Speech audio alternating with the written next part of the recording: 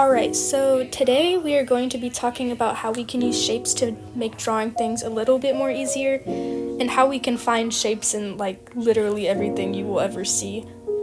I'm sure you've had this problem, most artists do, having to draw something head on and it just doesn't really work out for you. You can see it right in front of you, but you can't seem to get it right. Here's a good example. I'm taking this random pose that I found of a person, and I'm going to try and draw it the best I can, and as you can see, it doesn't really, go as planned, and it ends up looking really, really bad. So instead, why don't we make this a little bit more easier for our eyes, and break the body up into different shapes?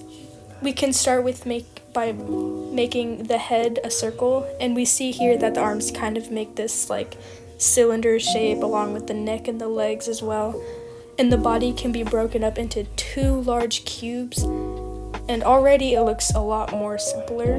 But let's take this a step further. Alright, let's start with spheres. I'm going to draw 3 different spheres here at different angles, and then try to turn them into some heads at the end.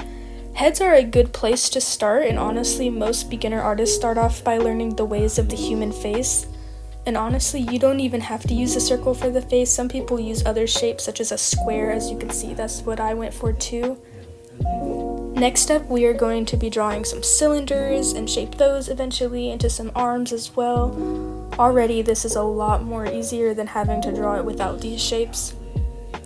You can kind of see how all the cylinders kind of line up with the form of the arm. And lastly, I'm just going to do the same thing again, draw up some quick cubes at some different angles here, and then turning them into a human torso.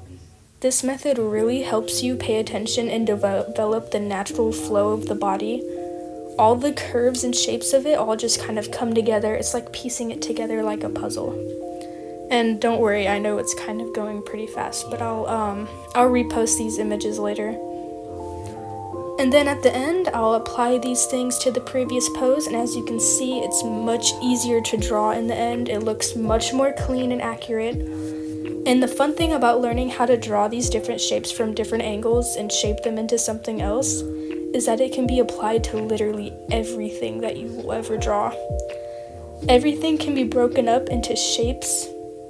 The buildings you see outside can be cubes, other animals can be broken up into tons of shapes. You can even include cones and triangles, like feet, hands. A lot of people draw those as triangles. And as I said previously, there are no limits to this. The head can be a cube. Some people even turn the torso into 2 different triangles as well.